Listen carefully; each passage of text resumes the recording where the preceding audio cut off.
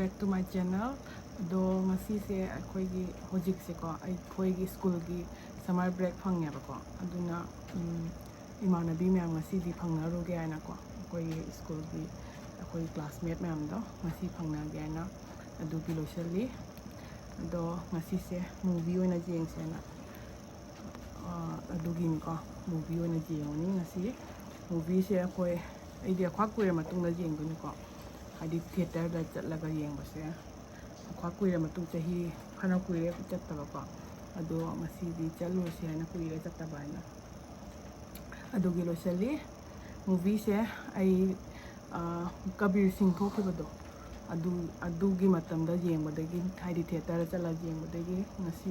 ngasi mo oidoni ko adu matungda kuire ba yengdaba to kabir singh yengbadusu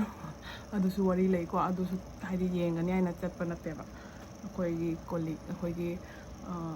akoi Emannabi ko akoi humkha chatlaga exam thaba chapane ba ko exam tha chatlaga exam changba yadana back pusanba yadana ko adugai sum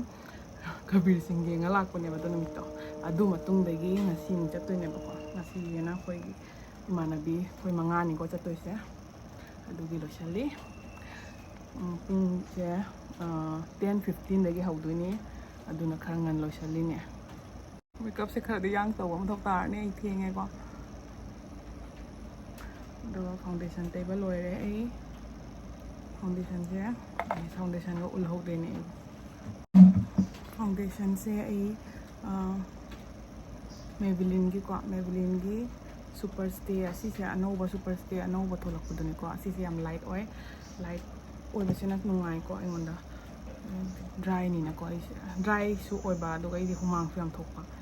aduna si sena nungai ai gidi to si se luhong bai di ko kitang pigmented oirasu ko luhong ba gumba chatpai di kitang pai ko si se ado sum ai udi sum tai ko si se luhong ma chatpa dasu nungdi am nungai bani si se duga hujik na foundation tay loraga ko kara bake tawri loose powder na asi se aigi loose powder se Maybelline Fit Me si se hana aigi makeup tawdu yawgamni ko adu duni si se Fit Me loose powder ko Maybelline gi set na 15 si se am nungai bani so thadana ba ko da amit se ko eyeshadow kitang taige eyeshadow se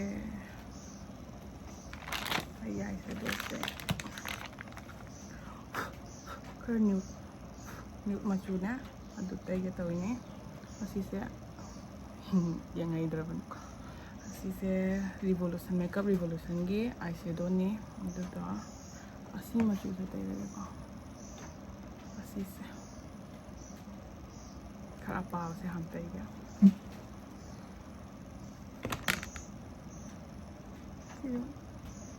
brown chang da mane asi ke jara ro ye orange chang man ngada asi join tai rake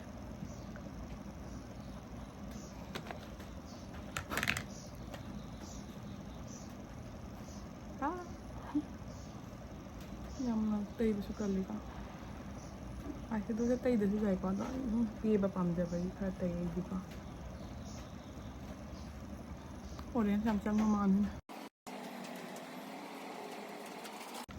oh ngasigi akoi movie se ko kano ni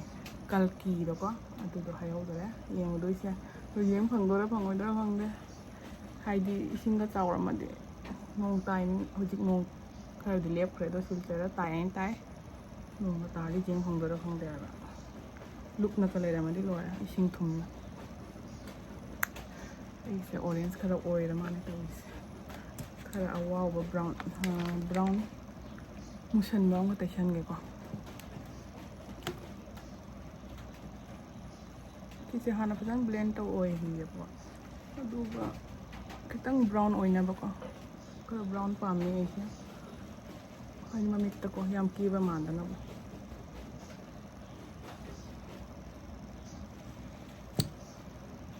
langale ꯑꯁꯤꯁꯤꯅ ꯑꯩꯒꯤ ꯍꯥꯟꯅꯒꯤ weight and ꯋꯥꯏꯜꯒꯤꯅꯤꯀꯣ ꯑꯁꯤꯒꯤ ꯀꯩꯅꯣꯁꯦ ꯌꯥꯝꯅ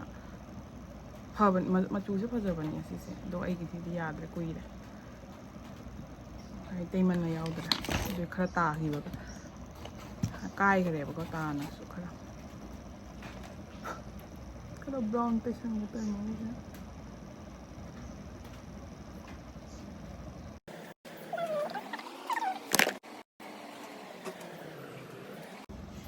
यम हामल होरे मथक जाएको brown यम उदरे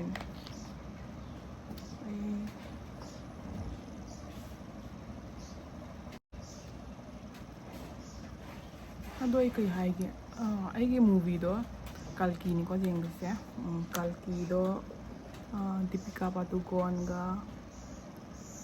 क्या बाहुबली हेरोदा प्रभास का अमिताभ बच्चन का जाएको होंगे नुंगाइगदा नुंगाइरोददी खंगदे बॉलीवुड से को बॉलीवुड फिल्म से आई हानादी याम पामजेको अंगांग ओइनदे पामजरे हाना टीवी का लाको हंजन का जेंगामेको अदो हुजिकान फिल्म जिदे अमुरक जेंगदे अनिरक का जेंग हन्नगा जेंगदेदा खंगदे कईगिनो हानागी फिल्म हाइदे येंगामेको ऐसे हाना सलमान खान के फिल्म शाहरुख खान की फिल्म सिंगदो ऐसे दो से फजद्रा मान हुजिकान फिल्म जिदे खंगदेबो नुंगाइ हाइसु अनिरा हन्नदे मा जेंगदे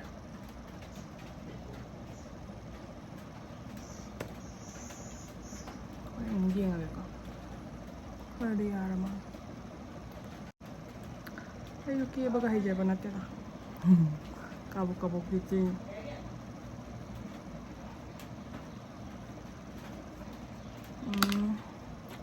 असी आईलाइनर टेके आईलाइनर इसमें केक ही गया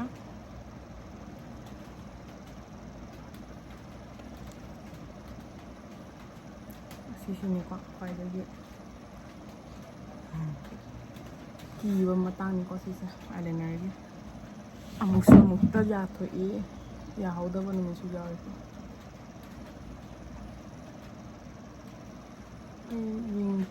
विंग खरा हापा पामजेबदना विंग हान हौरेगी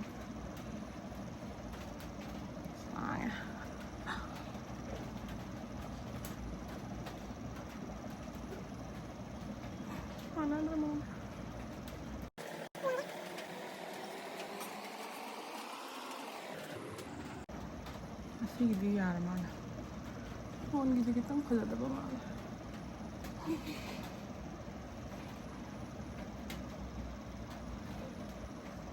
फलसरा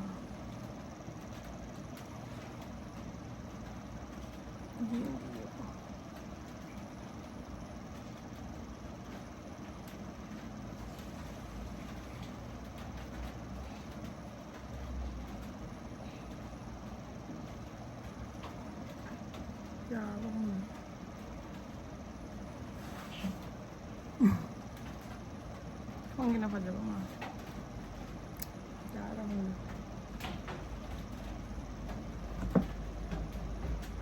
Jarang mana? Di sini kita hindan mana aja. Tar lagi apa nama itu?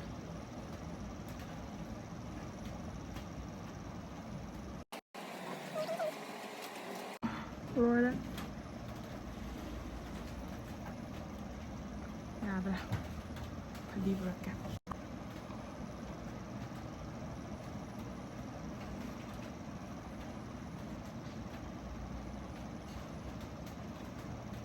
Kamu tuh kakak mana sih?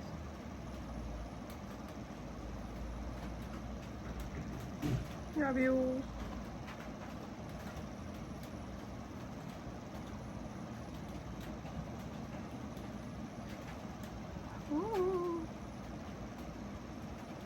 Kamu tuh kakak ini. Kakak macam sih.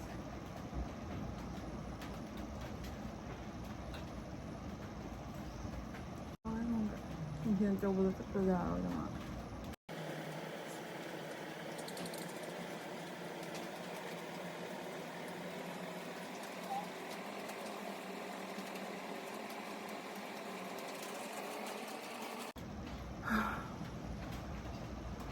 ꯃꯤꯡꯁꯦ ꯇꯧꯕ ꯌꯦꯡꯕ ꯑꯩ ꯈꯪꯗ꯭ꯔꯦ ꯁꯤ ꯃꯤꯡꯁꯦ ꯁꯤꯁꯦ ꯁꯨꯡꯁꯦꯝ ꯁꯦꯝ ꯉꯝꯃꯔꯣꯏ ꯑꯩ ꯁꯣꯝꯗ ꯑꯃꯨꯛ ꯌꯦꯡꯒꯦ ꯌꯥꯝꯅ ꯋꯥꯔꯦ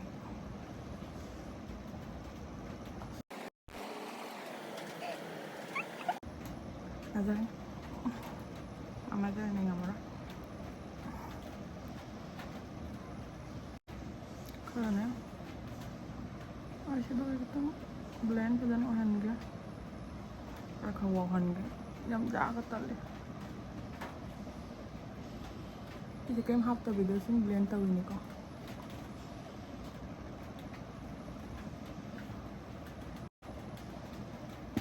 ꯍꯧꯖꯤꯛ ꯃꯤꯠꯈꯥ ꯈꯤꯇꯪ ꯍꯥꯞꯆꯤꯟꯒꯦ ꯃꯤꯠꯈꯥꯁꯦ ꯋꯥꯠꯂꯦ ꯃꯆꯨ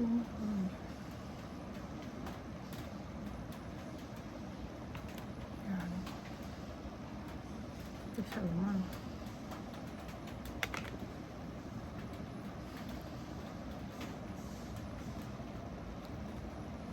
ꯍꯧꯖꯤꯛ ꯃꯥꯁꯀꯥꯔꯥꯁꯦ ꯃꯦꯕꯂꯤꯟꯒꯤ ꯁꯤꯁꯦ ꯋꯥꯇꯔ ꯄ꯭ꯔꯨꯐ ꯅꯠꯇꯦ ꯁꯤꯁꯤꯅ ꯁꯨꯝ ꯑꯅꯤ ꯂꯩꯕꯅꯤꯀꯣ ꯋꯥꯇꯔ ꯄ꯭ꯔꯨꯐꯀ ꯁꯤꯁꯤꯅ ꯋꯥꯁꯦꯕꯜ ꯃꯥꯁꯀꯥꯔꯥ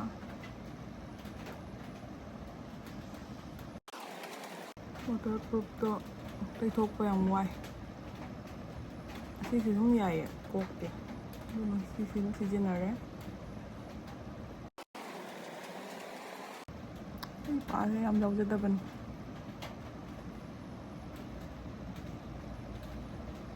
ꯀꯔꯤ ꯌꯥꯗ꯭ꯔꯦ ꯁꯨꯃꯥꯏꯅ ꯃꯤꯡꯁꯦꯜ ꯑꯆꯧꯕ ꯌꯦꯡꯕꯗ ꯎꯗꯦ ꯃꯈꯥꯗ ꯇꯩꯊꯩꯅꯤ ꯑꯩꯈꯣꯏ ꯎꯕ ꯋꯥ ꯃꯥꯟꯅꯗꯦ ꯑꯩ ꯉꯁꯤ ꯑꯩ ꯀꯥꯁꯦ ꯈꯔ ꯃꯝꯕꯅꯤ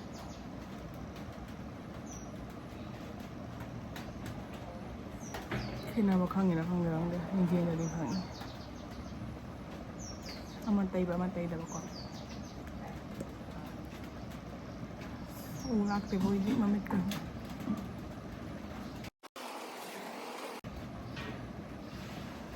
ꯄꯨꯡ ꯀꯌꯥ ꯇꯥꯔꯅꯣ ꯈꯪꯗꯦ ꯑꯩ ꯊꯦꯡꯉꯦ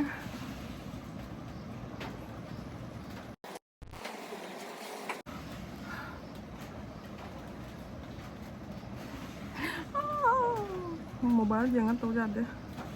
के मुझे मोबाइल मसाला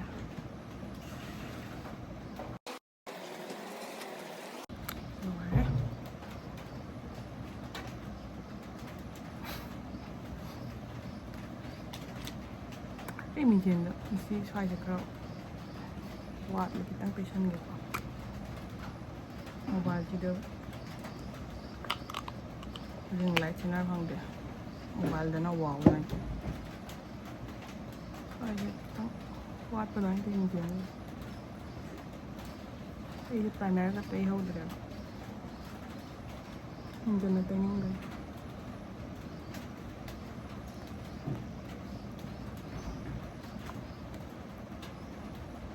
सिसे नुंगी हम नुंगाई को फजना कोई तई खंबबिदो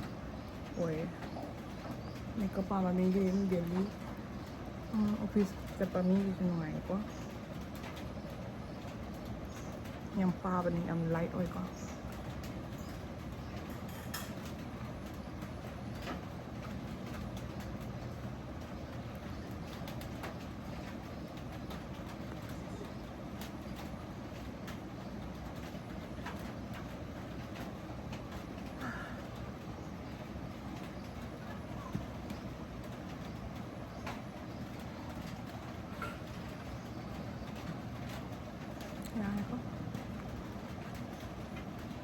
ꯌꯦꯡꯁꯤꯅ ꯃꯝꯅ ꯎꯏꯕꯅ ꯊꯣꯛꯄꯗ ꯄꯥꯎꯇ꯭ꯔꯤꯛ ꯋꯥꯔꯝꯗꯅ ꯃꯥꯡꯒꯣꯟ ꯊꯣꯛꯄ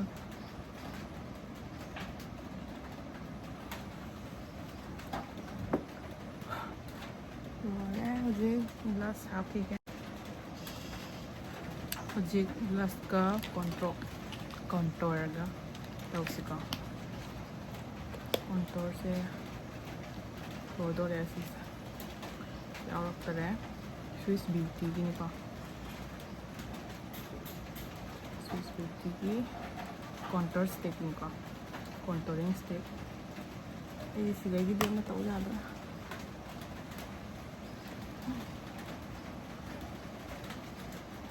Ito nga ko ihong-hong niya. Ito guys, sugar gitu sih nga ko. Sugar gitu luar dari ini. Sugar na powder. Kasi sini kalau kayak kan pen stick kayak kalau ada kayak mana ada green base yang ada tu. Ini lagi sama dulu kalau powder ini.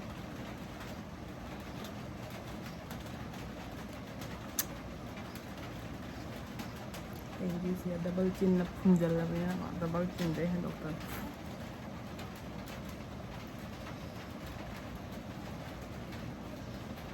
Ici ka punjal hange.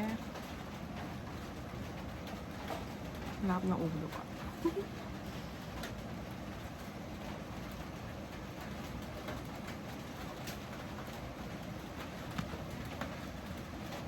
Yang mesti kupu deda.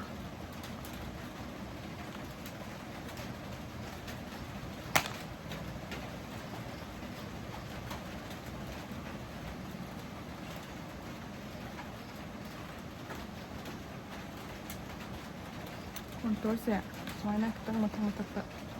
highlight diko, ini mama itu kayak bagi lift, oil bermana diko, high sang basumana,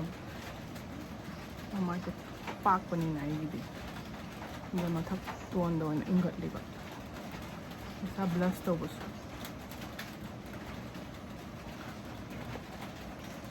blush ya lipstick nasi tahu pak. Masih sih, ini blush sih ngang man sih nong tahu agak tapi sih ya ada lipstick na tahu apa ni. Masih sih, wala na wild ini kok ngang kok sih lah. iPhone, sih jangan agak tahu deh. Coklat olah man brown. Itu kalau ingat napa. Yang hingga langangan dari pada kok kita ngang masih kita nggak kayak ngang itu bisa ada waktu aja begini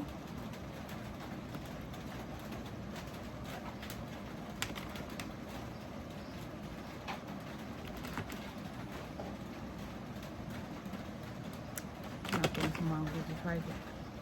tengah aja press su udah mana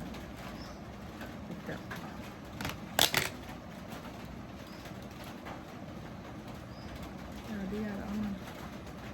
sih dari ubah panggung berapa ini juga mana ada yang hendak kita orang yang ngang macam itu ada sekitar tadi ya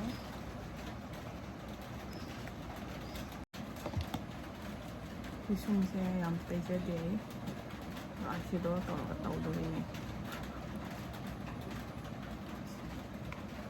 udah deh sih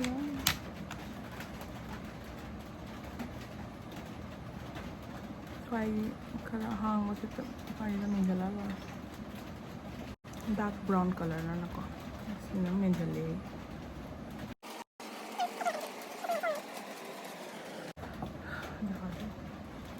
udin betul kalau ibu orang lihat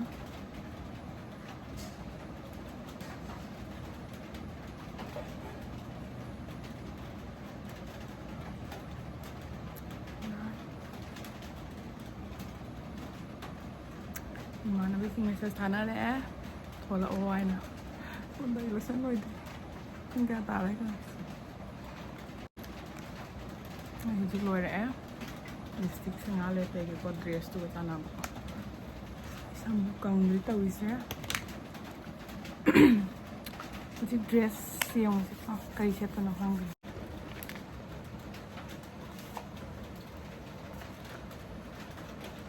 cái quảng anh ra đây cái hình đó thì nghe có ado dress se así se con mangi duga puja da gitu da lei gitu así se lei gitu mai dress se jana baina tu gi bane ba así se na tu bane ba fabric filter dai lo ga así se ga ꯑꯁꯤꯁꯤꯒ ꯆꯥꯟꯅꯅꯕ ꯍꯥꯏꯅ ꯑꯁꯤꯁꯤꯅ H&Mꯗꯒꯤ ꯂꯩꯕꯅꯤ ꯎꯞꯄ ꯍꯩꯇ꯭ꯔꯦ ꯁꯤ ꯁꯦꯠꯁꯤꯔ ꯈꯪꯗ꯭ꯔꯦꯅꯦ ꯏꯁꯥꯗ ꯅꯣꯏꯊꯣꯛꯑꯕꯅꯤꯅꯅꯦ ꯆꯥꯔꯤꯔ ꯆꯥꯗ꯭ꯔꯤꯔ ꯈꯪꯗ꯭ꯔꯦ ꯅꯠꯇ꯭ꯔꯒ ꯃꯊꯪꯅ ꯁꯤꯁꯦꯀꯣ ꯑꯁꯤꯁꯦ ꯗꯦꯅꯤꯝ ꯁ꯭ꯀꯔꯠꯅꯤꯀꯣ ꯑꯁꯤꯁꯤꯅ ꯏꯟꯁꯇꯥꯒ꯭ꯔꯥꯝꯒꯤ ꯃꯣꯏꯒꯤ ꯑꯣꯟꯂꯥꯏꯟ ꯁꯣꯞꯄꯤꯡꯗꯣ ꯏꯟꯁꯇꯥꯒ꯭ꯔꯥꯝꯒꯤ ꯄꯦꯖꯇꯒꯤꯅꯦ ꯂꯧꯕꯅꯦꯕꯀꯣ ꯂꯣꯌꯔ ꯍꯥꯏꯅ ꯐꯤꯁꯦ ꯌꯥꯝ ꯐꯩ ꯑꯗꯣ ꯁꯤꯁꯨ ꯂꯥꯁ ꯏꯌꯔ ꯂꯧꯕꯅꯦ ꯁꯦꯠꯇ꯭ꯔꯤ ꯑꯅꯤꯃꯛ ꯁꯤꯁꯤꯒ ꯄꯥꯟꯅꯒꯦꯅ ꯑꯗꯣ ꯉꯁꯤꯒ ꯅꯣꯡ ꯇꯥꯏꯅꯦ ꯇꯜꯂꯦ ꯁꯤꯁꯦ ꯁꯦꯠꯂꯁꯤꯔ ꯈꯪꯗꯦ ꯁꯤꯁꯤꯅ ꯁꯤꯁꯤꯗꯤ ꯐ꯭ꯂꯤꯞꯀꯥꯔꯠꯇꯒꯤ ꯂꯧꯕ नत्रगा सीसे सीसीना पेन सेलसु जाए स्कर्ट सिगा सेलसु जाए सीसीना H&M को तो नोंग ताबे खंगे कैसे तनो लीलगा येंगरेको ꯃꯌꯥꯝ ꯑꯩ ꯊꯦꯡꯃꯟꯅ ꯌꯥꯡꯅ ꯂꯣꯏꯁꯤꯜꯂꯒ ꯂꯥꯛꯑꯦ ꯑꯗꯨꯒ ꯑꯩ ꯏꯃꯥꯟꯅꯕꯤꯒꯤ ꯐꯪꯅꯕ ꯅꯨꯃꯤꯠꯁꯤꯒꯤꯀꯣ ꯑꯁꯤꯒꯤ ꯚꯤꯗꯤꯑꯣꯁꯦ ꯁꯥꯡꯃꯟꯅ ꯄꯥꯔꯠ 2 ꯈꯥꯏꯗꯣꯛꯑꯦ ꯃꯊꯪꯒꯤ ꯚꯤꯗꯤꯑꯣꯁꯤꯗꯤ ꯏꯃꯥꯟꯅꯕꯤ ꯐꯪꯅꯕꯒꯤ ꯃꯨꯚꯤ ꯌꯦꯡꯕꯒꯤ ꯃꯨꯚꯤꯒꯤ ꯔꯤꯚ꯭ꯌꯨꯗꯣ ꯑꯣꯏꯗꯣꯏꯅꯤꯀꯣ ꯑꯗꯣꯁꯨ ꯃꯌꯥꯝ ꯌꯦꯡꯃꯤꯟꯅꯁꯤ ꯑꯗꯨꯒ ꯑꯩꯒꯤ ꯆꯦꯅꯦꯜꯁꯦ ꯂꯥꯏꯛ ꯁꯦꯌꯔ ꯁꯕꯁꯀ꯭ꯔꯥꯏꯕ ꯇꯧꯕꯤꯔꯝꯃꯣꯀꯣ ꯑꯗꯨꯒ ꯚꯤꯗꯤꯑꯣꯁꯤꯡꯁꯦ ꯂꯥꯏꯛ ꯁꯦꯌꯔ ꯇꯧꯕꯤꯔꯝꯃꯣ ꯑꯗꯨꯒ ꯃꯇꯥꯡ ꯑꯁꯤꯗ ꯑꯩꯒꯤ ꯚꯤꯗꯤꯑꯣꯁꯦ ꯂꯣꯏꯁꯤꯟꯖꯔꯒꯦ ꯕꯥꯏ ꯕꯥꯏ